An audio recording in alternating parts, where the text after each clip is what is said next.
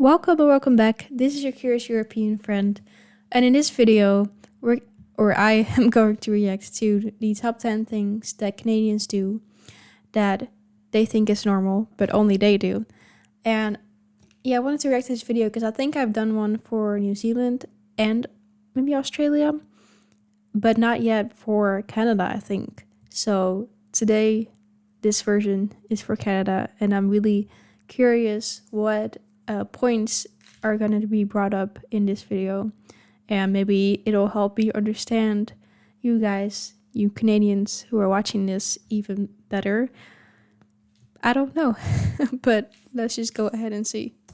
It's now synonymous with Canada. Slang for our dollar, an image recognized around the world. Welcome to Watch Mojo, and today we're counting down our picks for the top 10 things only Canadians do and think it's normal. What do you think is the most unusual thing about Canucks? Let us know in the comments. Canucks? Canucks. I've never heard that before. Number 10. Eat ketchup-flavored chips. Whether you call them chips or crisps, Canada is a Commonwealth country after all, flavored potato chips are a common snack across the globe. Huh? From barbecue to bacon, plain, rippled, or even dill pickle, the flavors of this popular snack run the gamut. However, one flavor is notoriously famous for being available almost exclusively in Canada: ketchup. That is nice. It's not ketchup. Definitely not ketchup. Nicer than ketchup. Yeah, it is. I thought it's more widely spread though now, at least. Maybe this video, I think it was from a few years ago, so I don't know how it was at that time, but I've definitely tried ketchup chips, which honestly, not really my favorite. They're not bad, but I'm not a big chips person in general. I'm really a sweet treat type of person. But I respect it. I respect the ketchup love. The condiment-flavored treat is a huge favorite of Canadians because it's delicious, and one that often confuses visitors. Also, when it comes to ketchup, like the sauce, not my favorite either. Also, not a big, like, sauce person, though. When I, for example, eat fries, usually I just like to eat them without any sauce, or just, like, a little bit of mayonnaise or something. Or, like, peanut sauce that we have in the Netherlands. But yeah. Anyway, I don't know what that was. From other countries. Although its origins are a little fuzzy, it was likely inspired by the long-standing pairing of ketchup and another potato-based food, French fries. It says say Old Dutch. The powder or the seasoning, but it's working. There you go. Either way, it's one of many unique food items that many Canucks seem to long for. Number 9. Wear shorts in cold weather. I have seen this one before, and I always, whenever I see it, I'm like, how? How do you guys do it? And then in the comments, you told me, like, it's not that crazy. It's kind of crazy, to me at least. I am all bundled up when it's cold, and then I'm still cold. You guys just must be more used to it, I guess, because it tends to be more cold there, and yeah. But that's crazy. Yeah, the stereotypes are true. Canadian winters can be bitterly cold. But what many may not know is that the climate goes extreme on both ends. The government of Canada issued a warning today about a dangerous condition that seems to be spreading farther north thanks to global warming.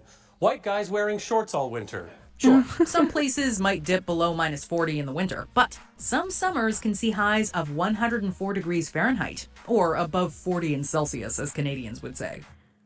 Really?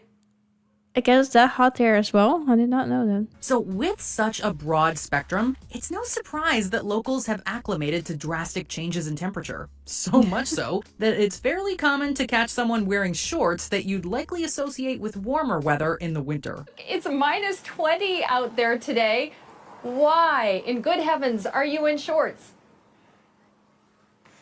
I'm in shorts, yeah. Why is the big question? I guess I like the cold. After I enduring guess I like the cold. I mean, that's fair. Like, I respect it. I respect the choice. Everyone, of course, has their own choice to wear things. And yeah, I just love seeing these differences. Like, that to me is mind blowing. I could never. Like, do you, when you then get home, do you like just put a heated blanket on you? Do you just not do anything? Are you just fine with it? I'm very fascinated by it. the heavy cold for several months, some residents will break out the shorts and walk outside in sub-zero temperatures. No one's going skiing like that, but you may very well see someone walking to the store in the snow in shorts and sandals. Some people with shorts out here, so some brave people. Oh my elements with shorts. Number 8. Give their coins unique names. In 1987, a gold-colored coin was introduced to eventually replace the Canadian $1 bill. Dollar coins will replace the bills that are now stuffed into fare boxes, reduce the number of quarters we have to carry around, and save Canadian transit authorities $2 million annually. Slightly larger than a quarter, the $1 coin depicts Queen Elizabeth II on one side, and on the other is a bird seen widely across the country, the loon, hence its cute nickname, Loony. I reacted also fairly recently to a video about Canadian currency, if you want to check that out. Yeah, that was also very fascinating. In 1996, the $2 bill was also replaced with a coin that received its own moniker, the toonie, as in the number 2 and the loony, even though it has a polar bear on it. Introducing Canada's new $2 coin. Change that counts. Among Canadians, these two coins and their unique names are quite treasured. It's federal currency, and you people talk about it like it's a Hanna-Barbera character. In fact, at the 2002 Winter Olympics, a lucky loonie was hidden under the ice where both the Canadian men's and women's hockey teams won their gold medals. It became a piece of Canadian lore after a loonie was hidden at center ice at the 2002 Salt Lake Winter Olympics as a good luck charm. Have you ever heard of a more Canadian story than that? Number 7. Put Clamato in Bloody Marys. Should you travel anywhere in the world and walk into a bar and ask for a Bloody Mary, the First of all, what is Clamato? bartender is likely to serve you a tomato juice-based cocktail. A little bit of lemon juice really helps pick up the flavors in that. And that's a simple way of making a simple Bloody Mary. But for Canadians, their red drink is known as a Bloody Caesar and has one distinguishing difference from its counterpart, clam broth. Instead of tomato juice, Canadians use a mixture of both tomato juice and clam broth, known most famously as Clamato. Really? Clam broth. What's clam? What? I'm so confused. Grabbed Canada by storm, and you see this drink everywhere that Canadians get together. A signature cocktail, the Caesar is almost as common in Canadian bars as any of the high-powered beers the country is known for. So next time you're above the 49th parallel and looking for a zesty beverage, try replacing your Bloody Mary with a Caesar, and your taste buds will thank you. That's good. I haven't had one of those like in quite a long time, I must say. Really good. Number 6. Send letters to Santa, who lives there. Every year, countless kids send letters to Santa Claus hoping to get their favorite toys for Christmas. 4-year-old Gavin isn't taking any chances. He's going straight to Santa with his list of Christmas wishes. Yes, lots of toys. You want lots of toys from Santa? For Canadian young'uns, it's even easier given that Santa's address is actually in Canada. It even has its own special postal code. HOH-OHO. Kids, and kids at heart, can send letters addressed to the North Pole in Canada and are guaranteed to receive a reply. How does he do it? No one's sure. That's cute. But it's probably not all that hard for a guy who taught reindeer how to fly. Whether the North Pole is actually in Canada is currently under debate, but that certainly hasn't stopped thousands of kids from sending letters every year. The country's national mail carrier, Canada Post, makes use of volunteers, or Santa's elves, if you will, to help keep this program active year after year. Really? That's a real thing? Like, that's so cute that the kids actually get a reply. Canada Post has hired some special letter carriers to help out. They have lots of experience making deliveries, and they definitely know the way to the North Pole. Hey, there's Rudolph and the guys now. Number 5. Make unencumbered visits to Cuba. Contrary to popular belief, residents of the United States are actually allowed to travel to Cuba if you're willing to jump through a series of hoops to get there. But due to the US embargo on Cuba, tourism hasn't been permitted for years. The US, fearing communism's expansion, sets up the embargo to strangle Cuba's economy. Canadians, however, have not had any such restrictions. Cuba is often cited as one of the most popular destinations for Canadians who wish to escape the cold winter months. Canadians enter and leave Cuba that makes sense. Twice the rate of any other nationality, including Cubans themselves, which gives some idea of just how dominant they are in the Cuban tourist market. Most major airports have direct flights, and countless inexpensive, all-inclusive packages have made it easy for Canadians to enjoy beaches, sun, and, if interested, cigars in this Caribbean destination. Blending the traditions of Spain, Africa, and its native peoples, and lit by the fires of independence and revolution, the aromas, textures, and flavors of this Caribbean nation are like no other. That makes me wonder how many of you watching have been to Cuba. Number 4. Celebrate Thanksgiving in October. A holiday to celebrate the harvest is fairly common around the world. But in modern media, we often hear about American Thanksgiving in November. And the Black... I thought it was only Americans and Canadians who did it. Is there other countries who celebrate Thanksgiving? Friday sales and chaos that follow. Well, turkey's burnt. Potatoes are ruined, potatoes are ruined, potatoes are ruined. For Canadians, the same Thanksgiving holiday is actually celebrated in October. Oh, right, I forgot. You guys are weird. You pronounce the word out. Seemingly originating in 1579 during Martin Frobisher's excursion to find the Northwest Passage, it slowly evolved as the years passed. Often dubbed Canadian Thanksgiving to distinguish it from its US counterpart, Canada is not the only country that celebrates it in October. The thing is, it's basically the exact same holiday, except earlier. Grenada, St. Lucia, and even Germany celebrate similar festivals that same month. And honestly, it's nice. Wow, I didn't even know Germany did that. To have a longer break between this giant meal and the one in December. Is it better to have Thanksgiving 1 month before Christmas that the Americans do? Or is it better to have it two months before, as Canada does? Number 3, are sorry about being sorry. Ask virtually anyone around the globe to describe a Canadian, and they'll likely use one word: friendly. Canucks are widely considered some of the friendliest people in the world. Oh, sorry there. Didn't see ya. You okay? I'm fine. Okay, sorry about that. So friendly, in fact, that we've been stereotyped for apologizing for almost anything and everything. It's become such an ingrained part of Canadian culture that the Ontario government had to pass the Apology Act of 2009, which stated that an apology does not automatically comprise an admission of guilt. Well, this is a mug. Yeah. So, I wonder, does that ever get annoying that you guys have the stereotype of like always saying sorry? Because do you feel like even maybe sometimes when you wouldn't, then it's like you always have to now?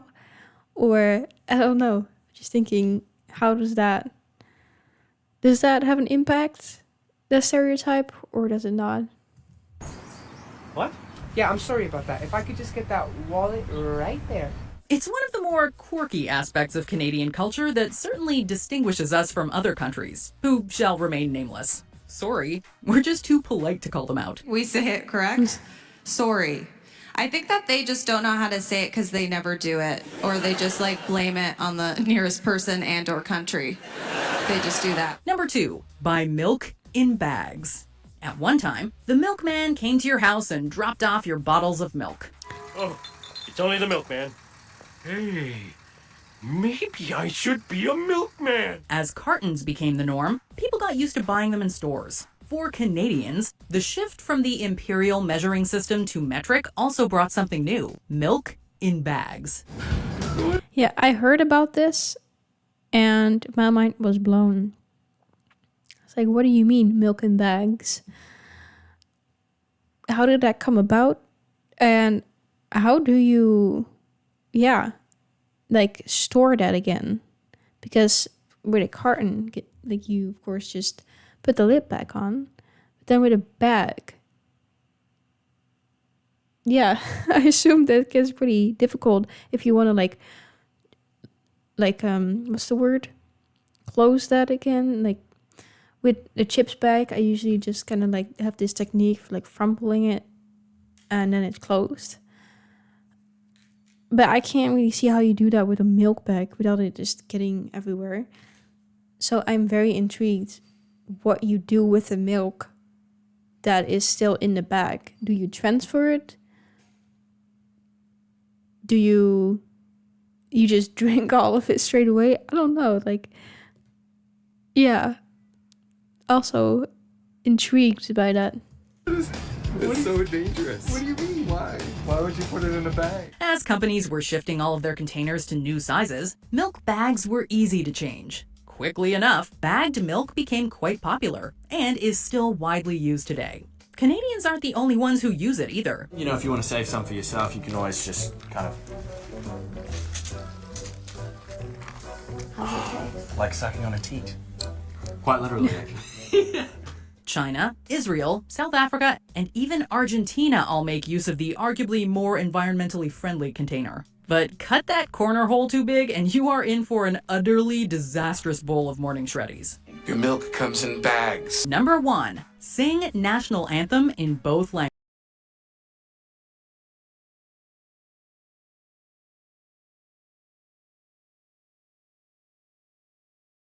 Did you enjoy this video? Check out these other clips from WatchMojo. And Yeah, that was very interesting.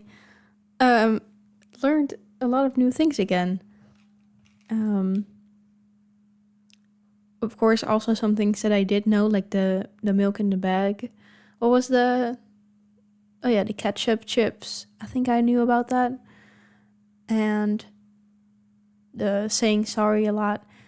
It is true that whenever I met a Canadian person, mostly I met them during my time in Valencia when I was there for my internship, because I studied tourism management and was there for my internship and doing for this like company that works with Airbnb hosts and stuff. So I would do check-ins sometimes, and then I'd meet some Canadian people who then came to Valencia, and I would check them in, and we just have conversations, and they would always be so nice.